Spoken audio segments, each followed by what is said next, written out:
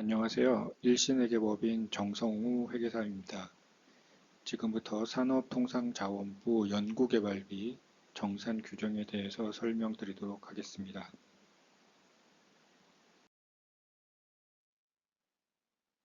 설명드릴 순서로는 정산 절차에 대해서 간략히 설명을 드리고 사용 용도 및 산정 기준, 또 불인정 사례의 순으로 설명을 드리도록 하겠습니다.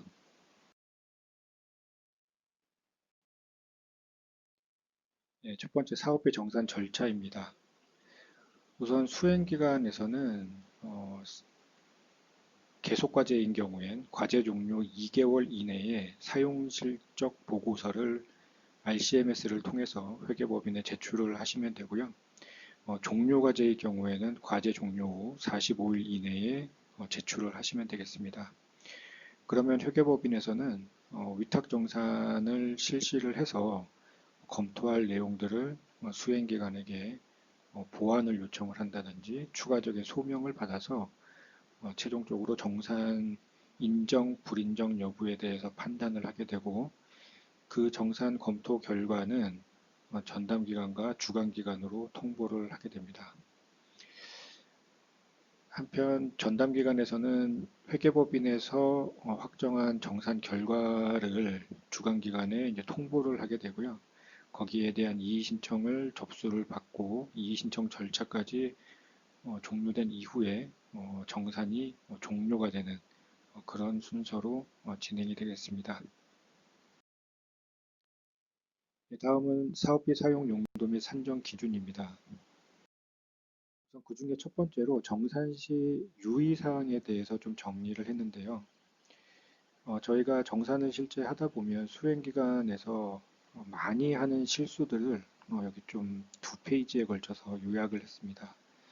우선 첫 번째 우리 규정에 보시면 간접비 또 연구과제 운영비, 연구수당 등에 대해서 각종 한도가 정해져 있습니다. 그래서 이런 그 간접비 한도, 또 연구과제 운영비의 한도, 연구수당의 한도, 또 개인별 연구수당에 대한 한도에 대해서 지금 여기 표시되어 있는 그 내용들을 한 번씩 꼭 체크를 하시고 한도가 준수되고 있는지를 체크를 해보셔야 되겠습니다. 또 두 번째, 인건비 전용 여부 확인. 중소기업 신규채용연구원의 현금 인건비는 타용도로 전용이 불가합니다. 혹시라도 모르고 전용을 하시는 경우가 있기 때문에 이 부분에 대해서 좀 강조를 드리고, 마찬가지로 청년 채용 의무 인력 인건비에 타용도 전용도 불가한 점도 같이 기억을 하셔야 되겠습니다. 또 연구수당의 지급 시기는 사업기간 종료 이후에 사용이 가능하며 사업기간 종료 이전에 사용할 경우엔 원칙적으로 불인정이 되겠습니다. 한편 참여연구원에 대한 현황이 잘 정리가 되어 있어야 되는데 저희 회계법인에서는 특히 인건비 정산을 할 땐 RCMS 시스템에 등록되어 있는 참여연구원 현황표의 내용에 따라서 정산을 하게 됩니다. 그런데 수행기관에서 가끔 보면 RCMS 참여연구원 현황표에 그 내용을 정리를 하지 않고 있다는 거죠. 예를 들면 참여연구원이 신규 입사를 했는데 참여연구원으로 등록돼 있지 않다든지 또 참여율을 잘못 기록을 해놨다든지 또 참여 기간을 오기입했다든지 이런 이제 오류 사항이 발생이 되는 경우엔 저희는 회계법인에서는 원칙적으로 RCMS에 등록되어 있는 참여연구원 현황표에 따라서 정산을 하기 때문에 불인정이 될 수도 있는 그런 상황이 나오게 됩니다. 그래서 참여연구원, RCMS의 참여연구원 현황표를 잘 정리를 해 놓으셔야 된다는 거고요. 또 사업기간 내에 사업비는 사용이 돼야 됩니다. 사업기간 내에 사업비가 사용이 돼야 된다는 의미는 사업비가 거래처로 이체가 됐다. 이것이 중요한 것이 아니고 사업비로 구매한 물품이 우리 과제 결과물에 사용이 된 게 사업기간 이내여야 된다는 얘기입니다. 그렇기 때문에 회계법인에서는 최소한 구매가 됐는지 여부를 확인하기 위해서 검수조서라든지 뭐 입고 증빙 등을 요청을 드리고 있습니다. 만약에 사업기간 내에 검수 또는 입고 증빙이 갖추어져 있지 않은 거래에 대해서는 입고되지 않은 물품으로 불인정될 수 있기 때문에 사업기간 내에 해당 물품이 입고가 돼서 과제에 투입이 돼야 된다는 점을 반드시 기억을 하셔야 되겠습니다. 또한 특허 출원 등록 비용들을 이제 사용을 하시는데 출원서에 이 전담 기간 이 사사 표시가 필수적입니다. 만약에 사사가 표기가 되어 있지 않은 경우에는 인정되지 않는 점, 그래서 회계법인에서는 이걸 이제 보완 조치를 이제 요청을 드리고 있거든요. 그래서 특허 출원하실 때 이 사사가 꼭 표기될 수 있도록 조치를 취하해 주시기 바랍니다. 한편 RCMS에 현물 금액을 입력하지 않는 결과 현물에 대해서 잔액이 발생하는 경우가 있는데 이 부분에 대해서도 현물을 실제 투입한 금액만큼 꼭 사용 실적에 반영을 해주시기 바라고요. 또 주로 이제 나오는 회계법인하고 이슈가 되는 내용 중엔 사업계획서에 이제 범용성 물품에 대해서는 구체적으로 명시를 해야 사업비로 인정을 받게 됩니다.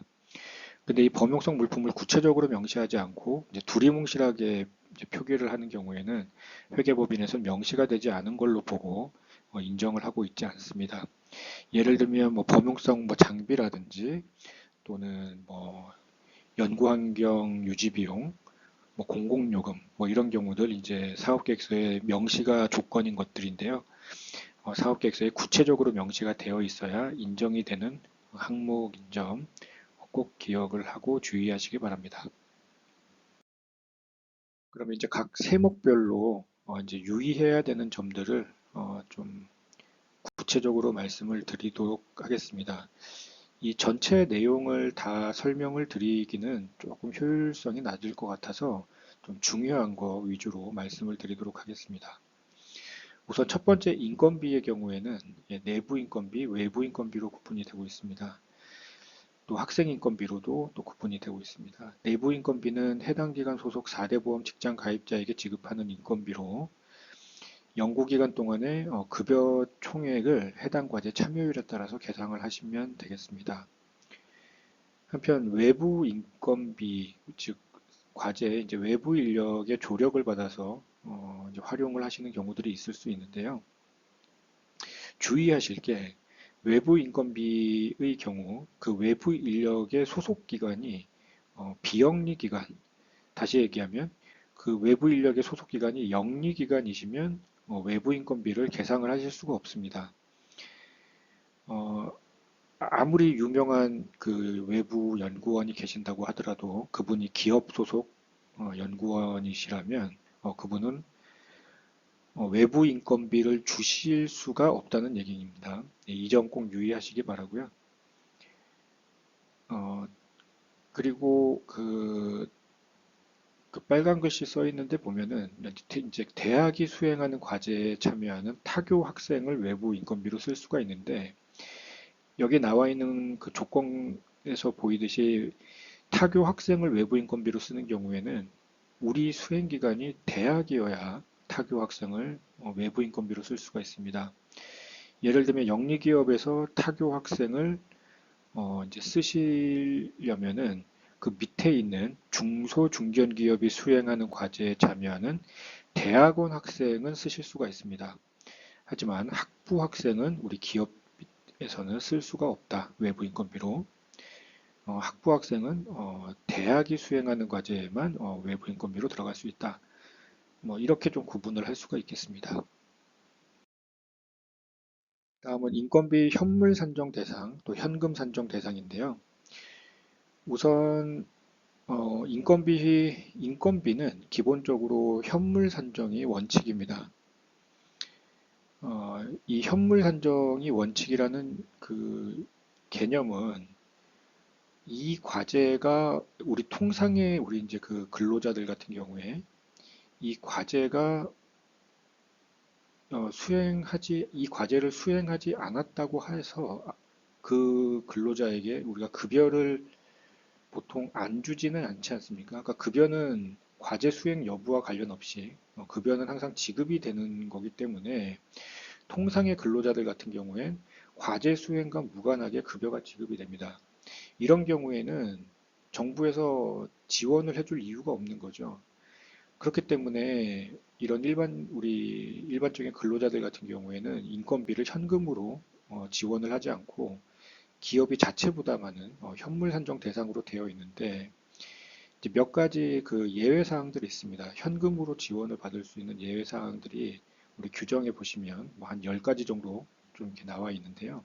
우선 그 중에 대표적인 것이 중소중견기업 신규 채용 연구원, 또 청년 인력에 대한 또 현금 인건비, 또 현금 인정 분야 과제를 수행하는 중소중견기업 인건비 등 여러 가지 예외적인 현금 인건비 산정 대상 그 예외 사항들이 있습니다. 그래서 우리가 인건비를 현금으로 그냥 잡을 수 있다 이렇게 생각을 하시면 안 되고 이 현금으로 잡을 수 있는 예외 조건에 이 해당 인력이 해당이 되는지 여부를 확인하시고 인건비를 현금을 잡으실 수가 있는 것으로 꼭 기억을 하시기 바라고 만약에 현금 대상이 아닌데 인건비를 현금으로 잡게 되면 엄청나게 큰 금액이 나중에 불인정이 될 수가 있습니다. 예를 들면 월급여 300만 원인 참여연구원의 급여가 이제 인건비가 불인정이 되는 경우엔 12개월을 곱하면 3,600만 원이 불인정이 되겠죠. 그래서 첫 번째 달에 그 인건비의 특성상 첫 번째 달에 불인정이 되면 마지막 달까지 불인정이 나옵니다. 그래서 어, 곱하기 12만큼 보통 불인정이 되기 때문에 인건비에 대해서는 특히 현금 현물 여부 또 아까 제가 주의사항에서 말씀드린 참여연구원 등록 여부 또 우리 RCMS의 그 참여 기간 또 참여율 이런 것들이 잘 등록이 되어 있는지를 꼭 잘 확인을 하셔야 되겠습니다. 다음은 학생인건비. 해당 과제에 직접 참여하는 연구 책임자 소속 기관의 학생연구원에게 지급하는 인건비이고, 우리 기업에서 쓸 수 있는 비용들은 아닙니다. 우리 기업에서 학생들한테 인건비 준다고 해서 그게 학생인건비가 아니고요. 통상 이건 대학에서 사용이 되는 인건비라고 보시면 되고, 기업에서는 사용하시는 게 아니다. 요 세목을 사용하시는 게 아니다. 그렇게 좀 기억을 하시면 되겠습니다. 예, 다음은 네, 연구시설 장비인데 제가 재료비까지 지금 같이 포함을 해서 넣어놨습니다. 뭐 내용이 크게 구분할 필요는 없어서 우리 지금 2020년에 규정 개정되면서 연구 재료비가 별도의 세목으로 분리가 됐는데 그냥 설명을 드릴 때 재료비까지 포함을 해서 같이 설명을 드리도록 하겠습니다. 우선 연구시설 장비의 경우에 최종 연도라면 시설 장비 기기의 경우 최종 연도라면 종료 2개월 전까지 납품이 완료가 돼야 됩니다. 아까 제가 사업비는 사업기간 종료일까지 입고 뭐 납품이 완료돼야 된다라고 말씀을 드린 거에 더해서 기기 장비 시설의 경우에 최종 연도라면 종료 2개월 전까지 납품이 완료가 돼야 된다. 요 점 추가로 좀 확인해 주시기 바라고요. 19년도 개정사항으로 외주 용역비에 대한 좀 관리의 필요성 때문에 3천만 원 이상의 외주 용역비를 사용하실 때는 사업계획서에 용역 내역 및 금액을 꼭 명시하도록 되어 있습니다. 한편 범용성 장비는 영리기관의 경우 협약시 사업계획서에 명시한 경우에 한해서 인정이 가능합니다. 또한 범용성 소프트웨어는 현금 산정이 불가한 점 유의하시기 바랍니다.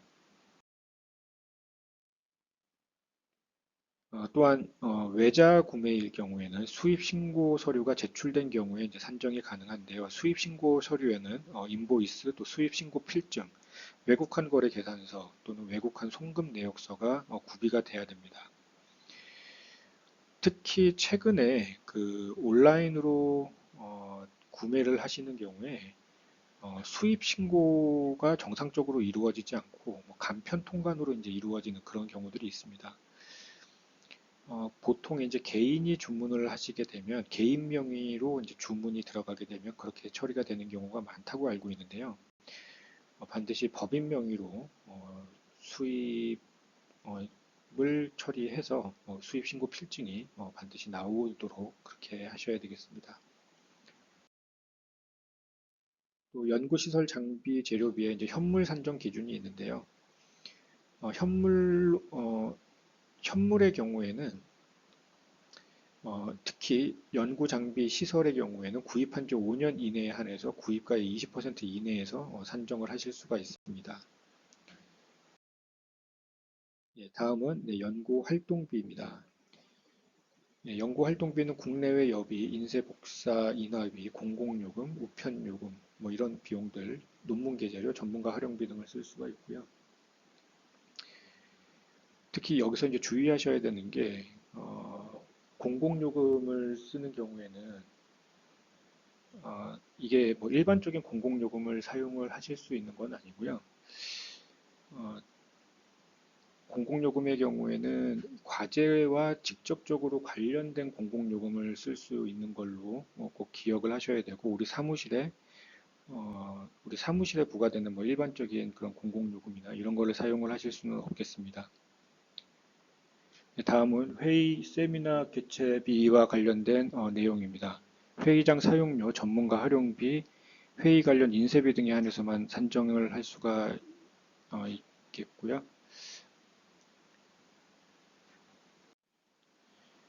네, 또 여비의 경우에는 수행기간 자체 기준이 있는 경우 자체 기준 단가를 적용해서 산정을 하고 공무원인 경우엔 공무원 여비 규정을 적용하실 수가 있겠습니다.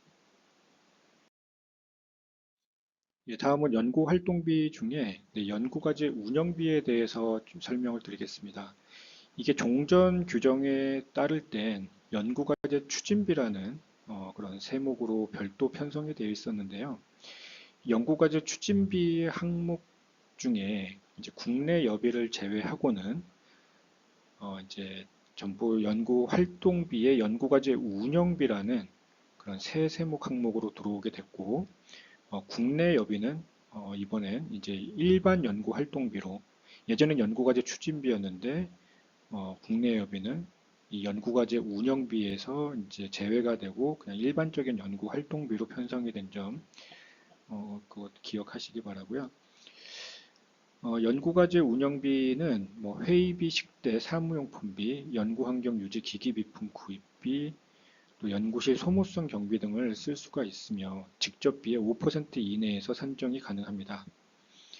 또 회의비 같은 경우에는 회의 및 세미나 관련 식대 다가비로 쓰실 수가 있고 또한 우리 참여연구원분들의 야근 식대, 초과 근무 시의 식대도 지원이 되고 있습니다. 예, 다음은 연구 수당입니다.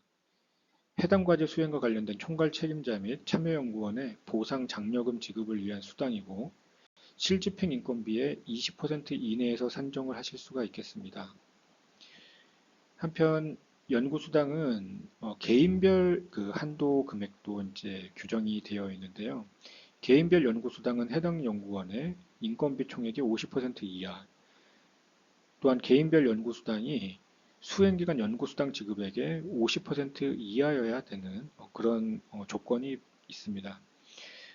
또한 우리 과제 평가 결과에 따라서 하단의 표와 같이 연구수당 금액이 감액이 될 수 있는 점 기억하시기 바랍니다. 다음은 간접비입니다. 인력지원비, 연구지원비, 성과활용지원비 등을 쓸 수가 있고요. 어, 협약 또는 해당 연도 수행기간 시작 시 산정한 예산을 초과해서는 사용이 불가능합니다. 다만 영리기간의 경우에는 변경 통보를 통해서 직접비 10% 이내에서 증액이 가능하겠습니다. 다음은 사업비 2월 기준입니다.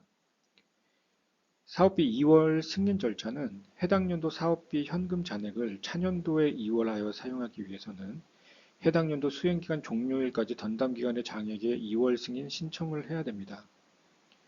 한편 2월금은 동일 세목으로 승인된 목적에 따라서 사용을 해야 하고 제2월은 원칙적으로 불가능한 것으로 기억하시기 바랍니다. 한편 사업비 2월 중에 연구시설 장비 및 또 연구 재료비의 경우에 일괄 협약이냐 단계 협약이냐 또 연차 협약이냐에 따라서 사용 용도 승인 여부에 대한 내용들이 좀 구분이 되어 있습니다. 특히 일괄 협약, 단계 협약 과제의 장비 재료 2월 기준이 워낙 복잡해서 제가 이제 규정을 보고 좀 박스와 같이 좀 정리를 했는데요. 한번 참고해서 보시면 되겠습니다.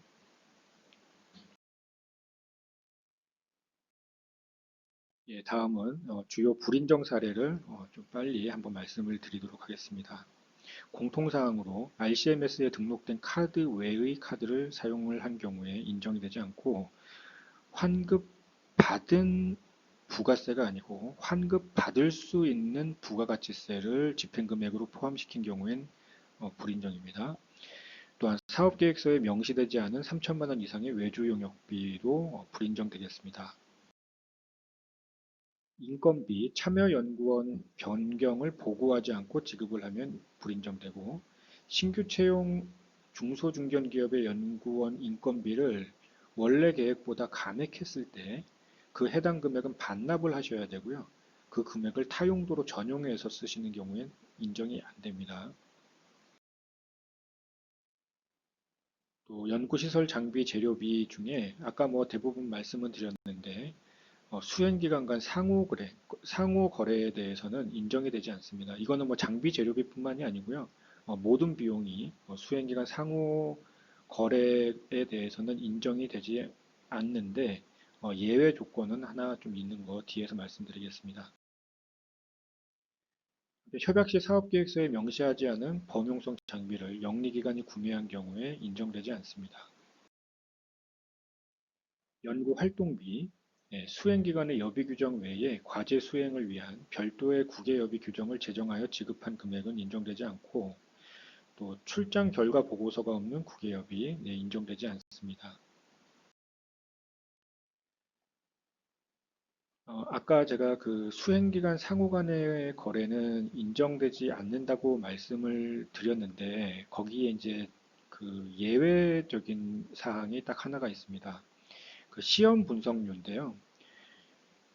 분석 기관에서 인정하는 시험 분석 결과서를 발급하는 비영리 기관에 지급된 시험 분석료는 수행 기간 간 거래라고 하더라도 예외적으로 인정이 됩니다.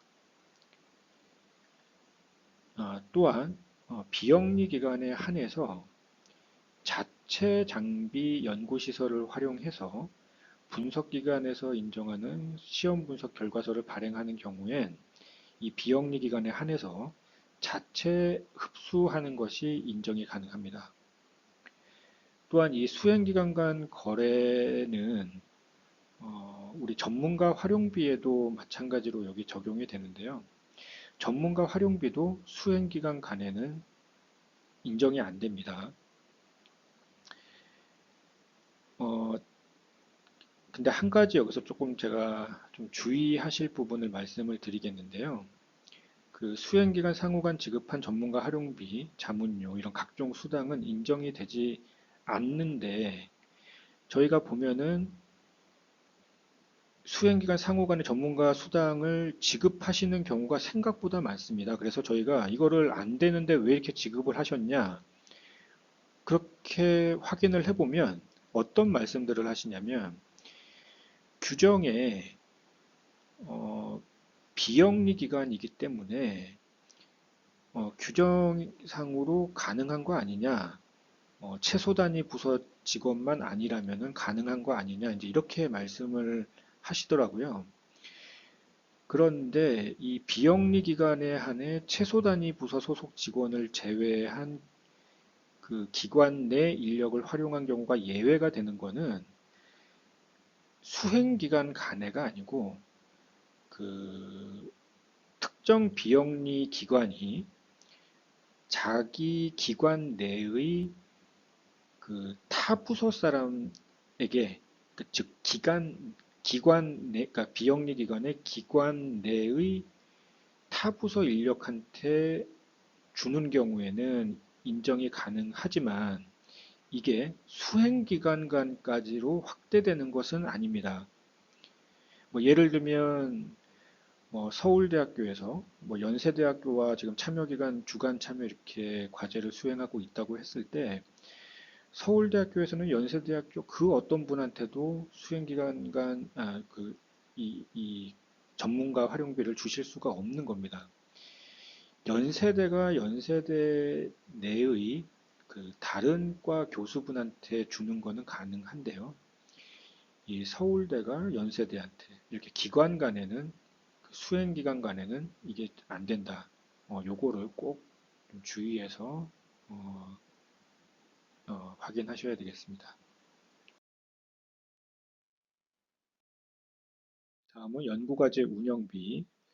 네, 직접비의 5%를 초과해서 집행한 경우에는 초과 금액에 대해서는 불인정된다고 보시는 게 좋겠습니다. 규정이 약간 애매한데요. 일단 불인정을 한다는 조항도 있기 때문에 불인정된다고 보셔야 되고 또 연구환경 유지 비용의 경우에 사업계획서에 구체적으로 명시가 돼야 인정이 가능하고 또 회의비 같은 경우에 외부기관 참석 없이 단일 수행기간 내부 직원끼리 그 회의비 집행한 경우 인정되지 않습니다. 주간 참여기간 간, 또 참여기간 A, 참여기간 B 간의 회의를 했을 때도 외부기관 참석한 걸로 보고 있습니다. 그래서 주간 참여, 참여 A, 참여 B 간에 쓴 이런 회의비는 인정 가능합니다. 어, 그 야근 식대, 우리 그 참여연구원분들끼리 드시는 야근 식대가 가능한 반면 참여연구원분들끼리 그 드시는 평일 점심 식대는 인정이 되지 않고요. 야근 식대도 그냥 야근 식대를 드셨다고 해서 인정이 되는 게 아니고 초과 근무 내역이 확인이 돼야 인정이 가능하겠습니다. 네, 연구수당, 기여도 평가 및 총괄 책임자의 평가, 이런 사업 성과 등 합리적인 기준 없이 지급을 한 경우에 인정되지 않습니다. 예를 들면 n분의 1로 지급을 했다든지 또는 뭐 급여와 비례하게 뭐 지급됐다든지 이런 경우엔 합리적인 기준 없이 지급한 걸로 보고 인정되지 않습니다. 또한 인건비의 실집행 인건비의 20%를 초과해서 지급하면 인정이 되지 않습니다. 실집행 인건비의 20%인 점 꼭 기억하시기 바라고요. 예산 인건비의 20%가 아니고 실집행 인건비의 20%입니다. 또 개인별 연구수당에 대해서는 앞서 제가 말씀드린 바와 같이 한도가 있다. 그리고 중소중견기업의 경우에는 연구수당을 인건비의 10%까지 계상을 하셔야 되는데 만약에 10% 미만으로 지급을 하고 그 10%와의 그 해당 차액을 타용도로 쓰신 경우가 있으면 불인정될 수가 있습니다.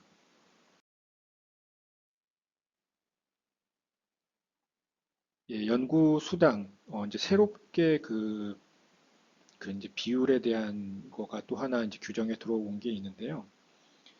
어, 그 직접비 집행 비율을 좀 높이기 위해서 연구 수당과 간접비의 이제 그 직접비 집행 비율과 연동을 시켜서 최소 이게 쓸 수 있는 그 한도를 좀 규정을 했습니다. 그래서 그 내용을 보면 연구 수당의 집행 비율이 직접비 집행 비율의 20%포인트 이상 초과한 경우 그 초과된 부분은 불인정입니다. 즉 예를 들면 직접비 집행 비율이 50%다. 직접비 집행 비율이 50%인데 연구수당은 직접비 집행 비율이 50%면 연구수당은 70%까지만 쓸 수가 있습니다. 직접비 집행 비율이 60%면 20%포인트를 플러스한 80%까지 연구수당을 쓰실 수가 있고 만약에 예를 들면 직접비 집행 비율이 60%인데 연구수당을 100%를 다 썼다. 그럼 80%를 넘게 쓴 20% 부분에 대한 연구수당은 불인정이 된다. 이렇게 좀 아셔야 되고요. 간접비에서도 뭐 비슷한 개념이 있지만 조금은 내용이 다릅니다. 비영리 기관에 대해서만 좀 제한을 두고 있는 사항인데요. 직접비 집행 비율이 50% 이하인 경우엔 간접비는 직접비 집행 비율만큼만 쓸 수가 있다. 예를 들면 뭐, 장비나 시설이나 이런 것들이 2월이 워낙 많이 돼서 직접비 집행 비율이 40%밖에 안 된다면 그 해당 비영리 기관의 경우 간접비 예산의 40%까지만 사용이 가능하다. 이제 이런 얘기입니다. 그래서 직접비 집행 비율이 50%가 안 되는 경우가 있겠냐라고 생각하실 수 있겠지만 특히 우리 산업부의 기반 조성 사업이라든지 이런 경우에는 초기 년도에 2월 되는 금액들이 워낙에 많고 우리 산업부 지금 유권 해석에서는 직접비 집행 비율을 구할 때 차년도 2월 금액은 집행 금액에 포함시키지 않고 있는 걸로 되어 있기 때문에 실제 직접비 집행 비율이 50%가 안 되는 경우들도 있을 수 있는 점 꼭 유의하시기 바랍니다.